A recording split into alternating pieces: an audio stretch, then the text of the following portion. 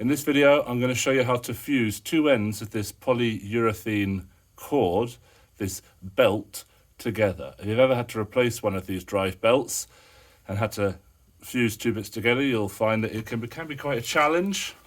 I saw a video on YouTube where someone showed me how to do it, and I'm going to reproduce it now. So start off, we need a knife. Take my gloves off. We need a knife, just a normal dinner knife like this. A roaring flame on our Bunsen burner.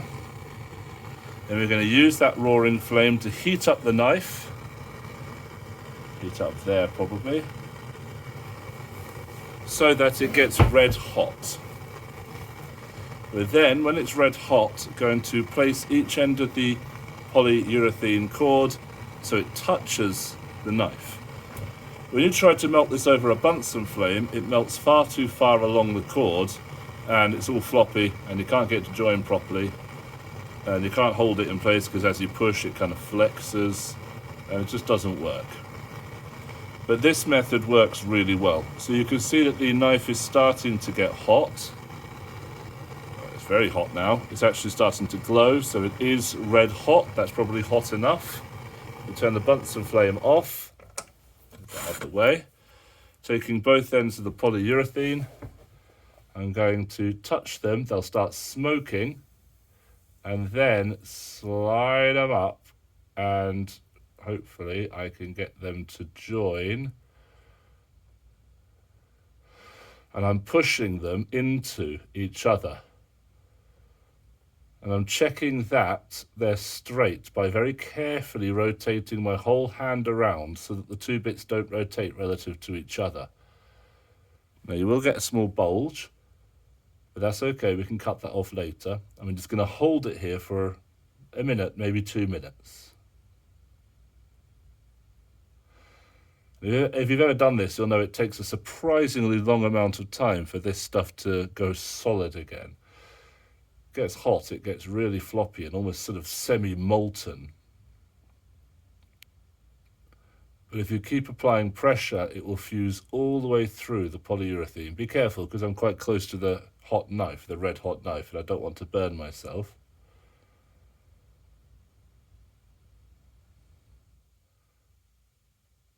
You can't hold this for too long. I'm just going to keep holding it.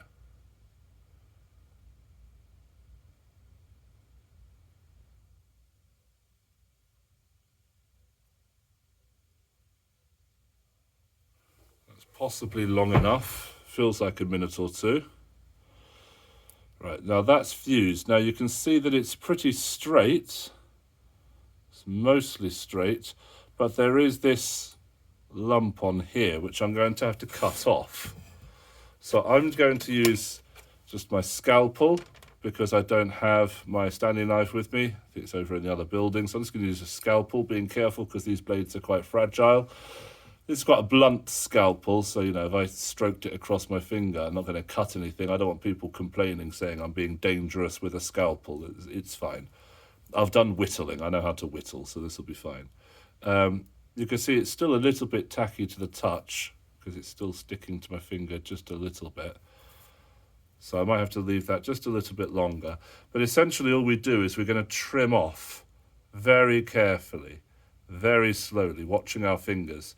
We're going to trim off the excess plastic to try to make it nice and smooth and round. And it's fused all the way through. So because it's fused all the way through, just trimming off that extra, let's try and focus on that. Trimming off that extra plastic means we'll get a nice smooth curve all the way around. Okay. And there's no rush, you take your time with this.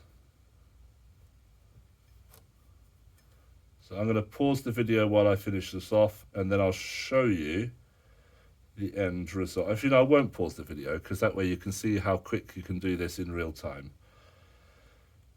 Just trimming it off carefully with the scalpel. You could probably make some sort of jig to make this easier, but this is fine. the video I watched, they mentioned scissors that can be used to cut nice and flat.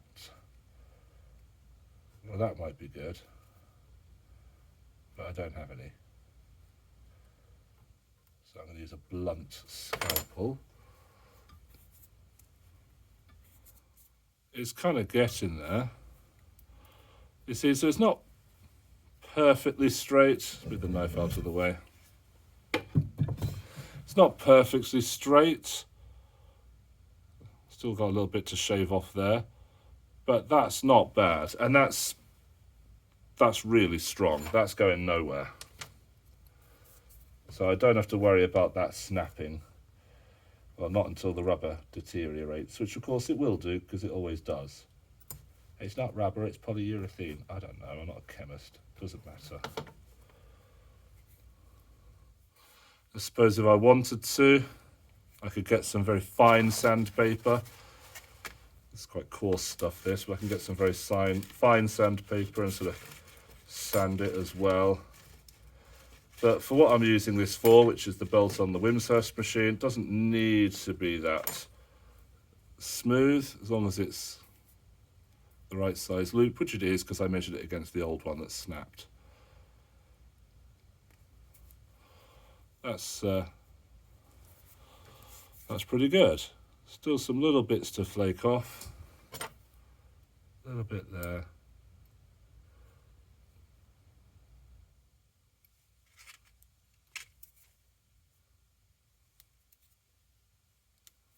Just picking it off now.